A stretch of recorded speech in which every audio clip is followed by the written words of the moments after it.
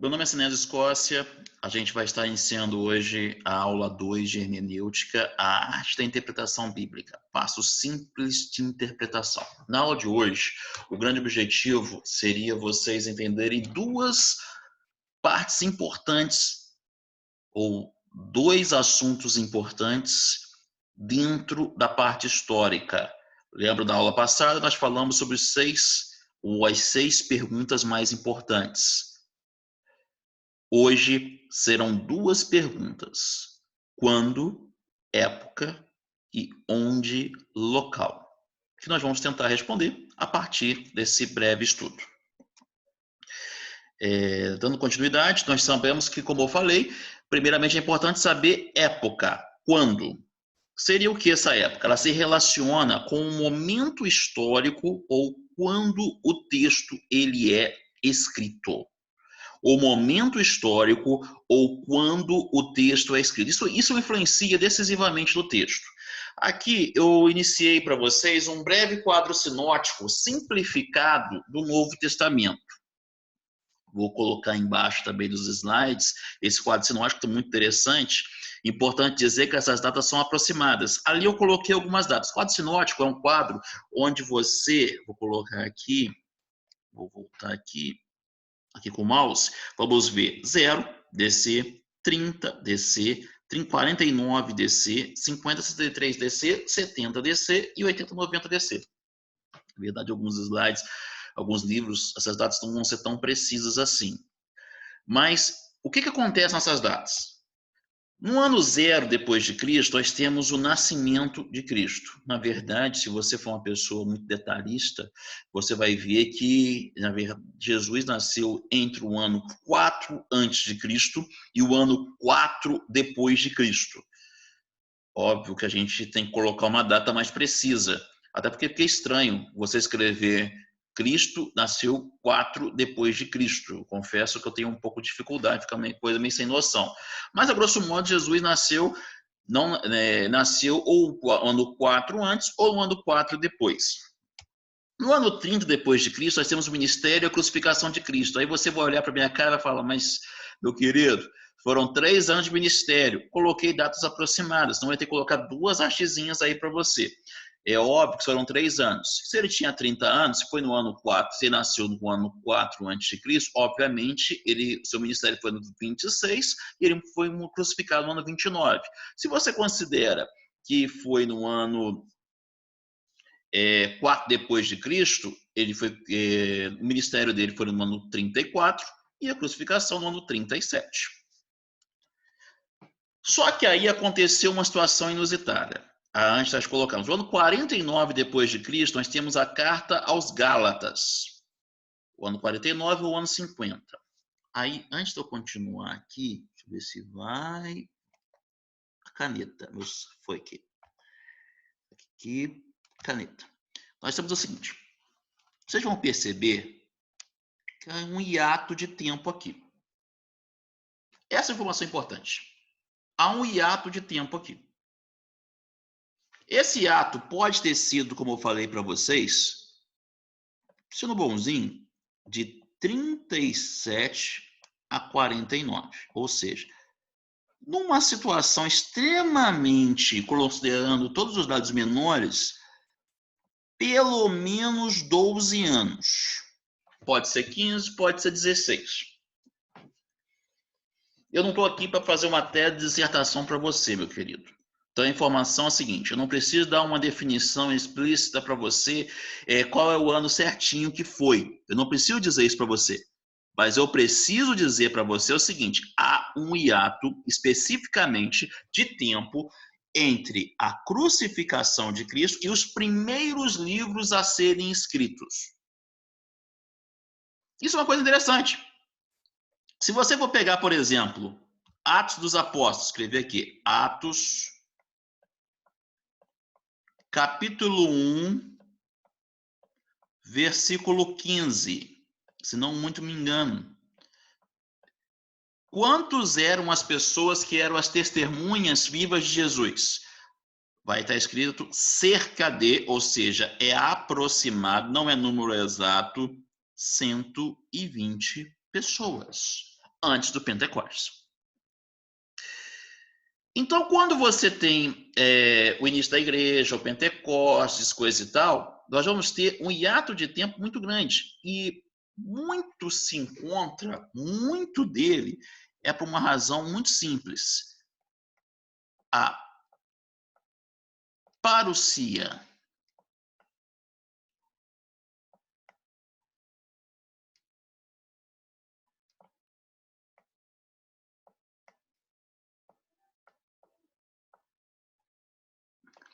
A parousia cristã, ou seja, eles esperavam Jesus Cristo para bem em breve.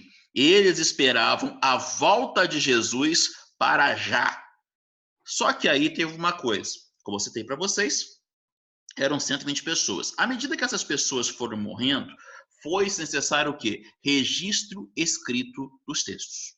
Então, a primeira informação que esse quadro sinótico vai importar para a gente vai ser esse, ou seja, o texto de Gálatas vai ser o primeiro, então você vai ter que, vão ter outros textos depois. Os primeiros evangelhos, vou até colocar todos aqui, para ficar mais organizado. Mas os primeiros evangelhos vão ser escritos também por volta do ano 49, 50 até 63, depois de Cristo. Mateus, Marcos e Lucas.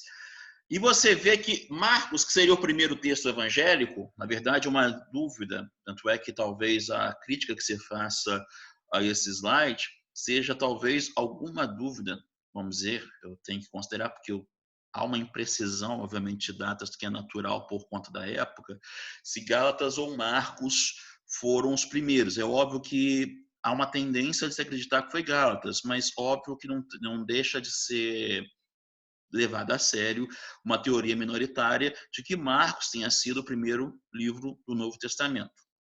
Mas você vê, independente de qual seja os dois, independente do prazo, que há um hiato de tempo. E esse hiato de tempo se dá muito por conta da parousia cristã, da volta de Jesus que as pessoas esperavam para já. E à medida que esses 120, de onde que eu tirei 120? Da minha cabeça, da minha igreja? Não, da Bíblia. Atos 1, capítulo 1, versículo 15, que fala cerca de 120 pessoas andavam com Jesus os 3 anos de ministério. Então você vai ter o seguinte, os evangelhos sinóticos, eles vão ser anteriores a uma outra data, a data da diáspora. Aí você vai perguntar, mas o que é diáspora? Bem, diáspora aconteceu o seguinte, basicamente havia um homem chamado João de Giscala, que é citado por Flávio Joséfo. E ele convenceu as pessoas que Israel era um país forte, imponente, um país que merecia vitória, um país guerreiro, um país viril, e conseguiria a independência do Império Romano. E fizeram várias batalhas, conseguiram grandes vitórias. O problema é que isso desagradou o Império Romano.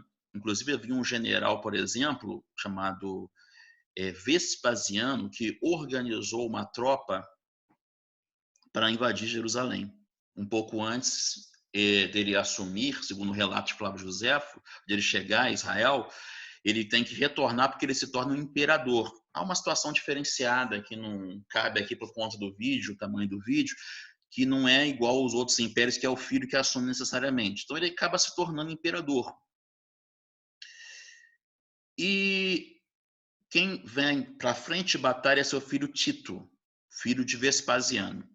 E segundo o relato, talvez, isso me chamou até hoje, foram muitos anos que eu li esse livro, e eu lembro que quando eu li, ele coloca no livro, o Flávio Joséfo, a seguinte expressão, que haviam batucadas do lado de fora de Israel durante uma semana, coisas como tum, tum, tum, basicamente tum, tum, tum na minha cabeça, ele não escreve isso, mas eu fico a imaginar aquele tum, tum, tum, e segundo o relatado, durante uma semana, e aquilo na tua cabeça, durante Israel. E segundo relatado, agora sim, no livro de Flávio Joséfo, 2 milhões de pessoas morreram ao fio da espada, já que eles estavam lá por conta da Páscoa. Então você vai ver que os evangelhos são escritos em 2 momentos diferentes. Mateus, Marcos e Lucas são antes da diáspora. João já é escrito posterior à diáspora. Repetindo, Mateus, Marcos e Lucas são antes da diáspora, ou seja, Israel existia. João escreve depois da diáspora. Israel não existe mais. Israel só existe novamente em 1948. Israel deixa de existir enquanto território, não enquanto nação. Isso é importante se diga, porque talvez o que vai diferenciar a nação de território vai ser basicamente seriam os judeus, que eles não tiveram território, mas nunca deixaram de manter a língua. O Império Romano caiu muito depois e ninguém mais fala latim, vamos botar assim. Então você vai ver que Mateus, Marcos e Lucas vão apresentar Jesus de uma maneira diferente de João. Por quê? Você tem um aspecto que em Mateus, Marcos e Lucas, biográfico. Botar bio só.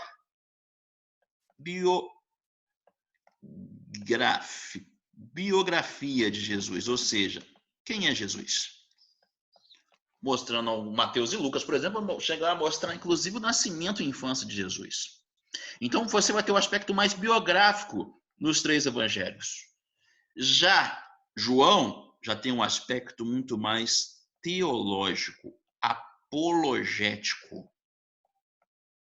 Vou botar aqui em teológico, no sentido de teológico, apologético, provar que Jesus é o Messias. Vai ficar mais claro isso nos próximos slides, que eu vou focar um pouco mais no texto de João aqui. Então você vai ver o seguinte, haviam seitas heréticas em João. A grosso modo existiam duas, a docetismo e o serentanismo. Antes de mais nada, docetismo não quer dizer quem gosta de doce. E sem piadinha, sem graça, com pessoas, com professores ou pastores gordinhos, só porque eu gosto de comer um pouquinho além da conta. Docetismo vem da palavra grega dokel. Dokel. Que quer dizer parecer.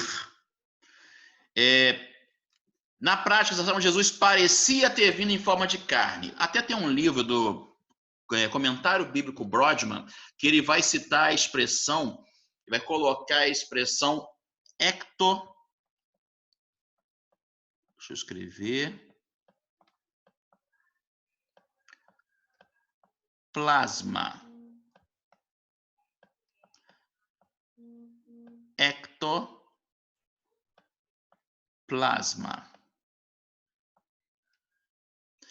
Ectoplasma. Ou seja, segundo eles, Jesus não era homem, não era carne. Jesus era um homem como eu e você. Jesus, na verdade, era somente... Não era nem homem como eu e você, desculpa. Jesus sequer era homem, né? Estão negando isso.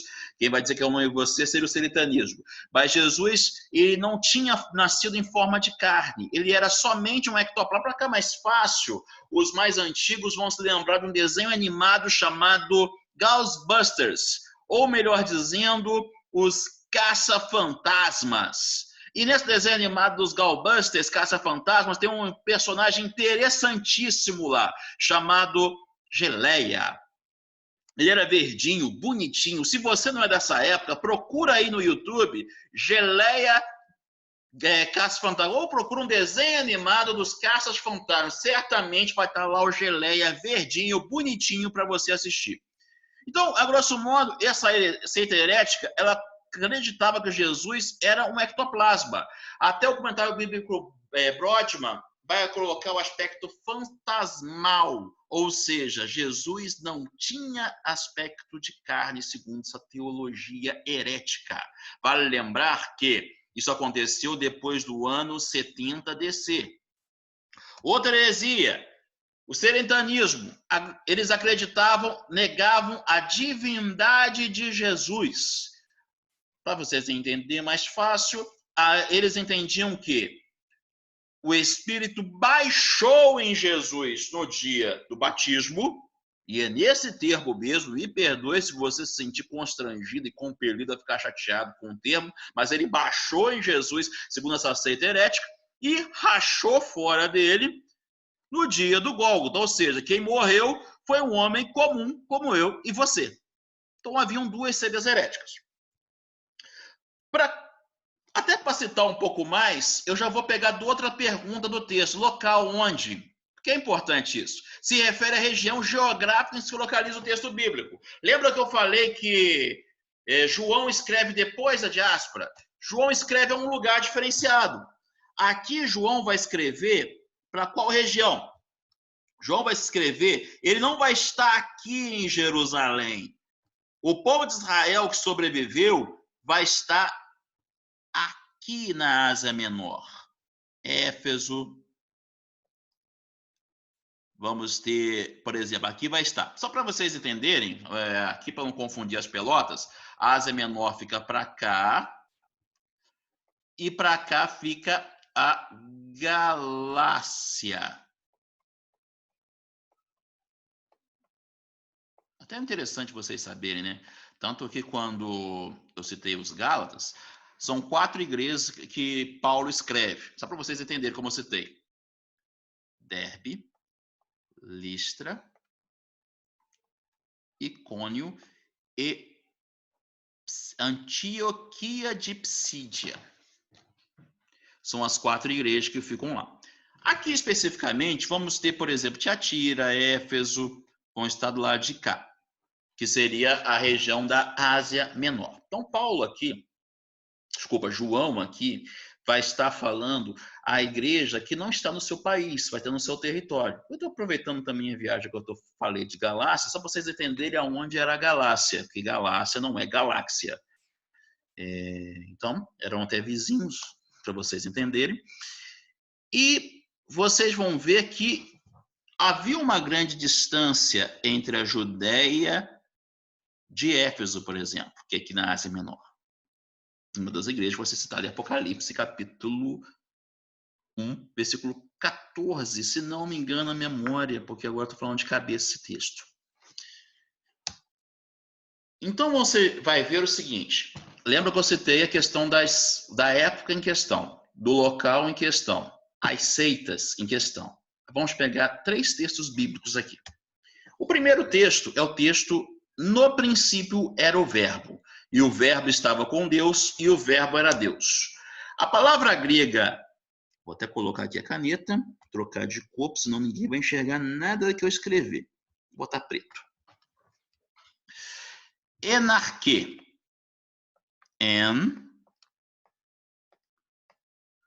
Vou botar em minúsculo, para ficar mais fácil.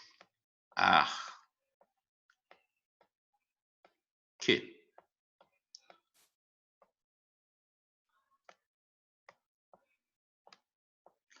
Enarque. Enarque vai ser o quê? A expressão que vai dar a ideia de em princípio. Para vocês entenderem, até para aproveitar a viagem aqui, vamos entender uma lógica aqui. O ser humano, segundo um autor chamado Immanuel Kant, ele tem algumas limitações. Immanuel Kant coloca 12. Tempo, espaço, causalidade física, causalidade química, pressão, gravidade e assim por diante. Ou seja, o ser humano é limitado pelo tempo. Eu e você somos limitados pelo tempo. Por quê? Eu vou colocar o ano 0 aqui e o ano X aqui. Eu não sei o ano que eu vou morrer, nem você. Esperamos que não morramos esse ano de Covid-19, em nome de Jesus. Então, nós temos o quê? Mas, de qualquer forma, terrenamente, fisicamente, você tem uma data de nascimento e uma data de morte.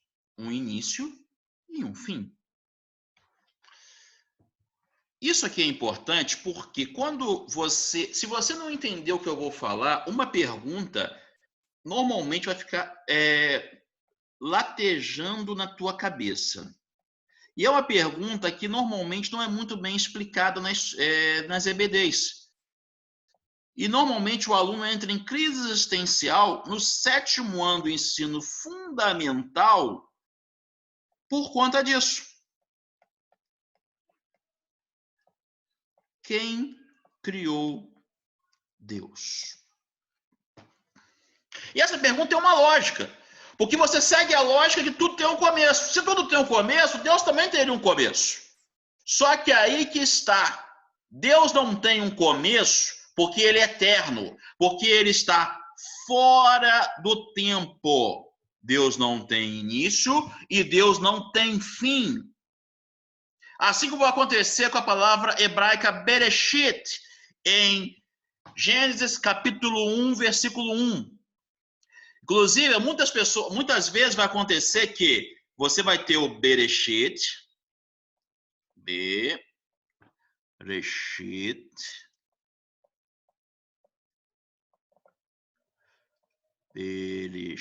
uma hora que eu tô horrível, mas tudo bem, mas de conta que você está entendendo. Bereshit, se você não entender aqui, entende de lado aí. Bereshit.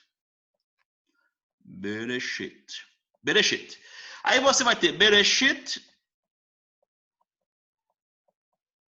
Vou botar o patá aqui. Bará.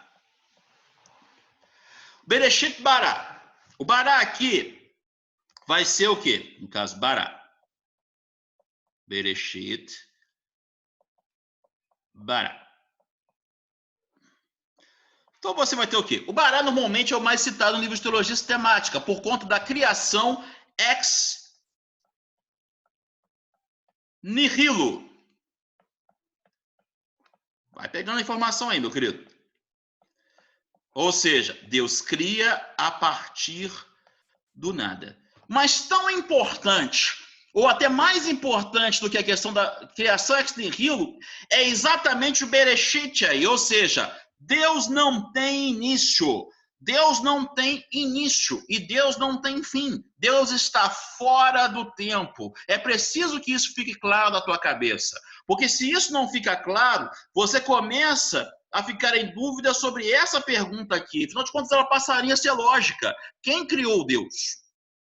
Então você tem o enarque aqui, apresentado por João, ele tem uma característica muito mais importante aí, porque ele passa a colocar um atributo que somente Deus possui. Somente Deus possui, que vai ser a eternidade. Em contraponto ao serentanismo que duvidava da humanidade de Jesus. Espero que fique claro para vocês. Ficou alguma dúvida, pode colocar aqui embaixo, tá? Eu vou ver se eu coloco aqui agora. Eu vou ter que apagar um pouco aqui, senão ninguém vai ler nada do que vier depois.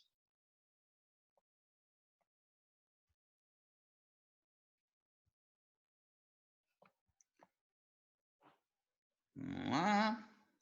Vamos lá. Bom, versículo 14 de João. Capítulo 1. E o verbo se fez carne. Lembra que eu falei do docetismo? Ou seja, há uma importância muito grande na carne, na humanidade de Jesus, porque você vai ter o aspecto, que não vai dar tempo de falar aqui, que seria o aspecto do Cordeiro Pascal, que vai ser repetido várias vezes no texto de João, a partir do versículo 29, capítulo 1. Você vai ter, inclusive, por exemplo, o cordeiro que foi morto com 7 chifres, em Apocalipse capítulo 5, ou seja, a importância de Cristo ter vindo em forma de carne é muito grande do ponto de vista teológico. E habitou entre nós e vimos a sua glória, como a glória do unigênito do Pai, cheio de graça e de verdade. A expressão grega aí é sarki egeleto, carne foi gerada, carne foi criada. E texto de João, capítulo 20, versículos 30 e 31, fala: Jesus, pois, operou em presença dos discípulos muitos outros sinais e prodígios que não estão escritos neste livro. Estes foram escritos, porém, para que creiais que Jesus é o Messias. Esse texto foi colocado aqui para mostrar a diferença narrativa do Evangelho de João para os outros 3 evangelhos. Enquanto os outros vão ter o aspecto biográfico, esse vai ter o aspecto apologético, comprovatório, que Jesus é o Messias. Bom, só isso então. Espero que tenha ficado claro para vocês. Deus abençoe poderosamente a sua vida.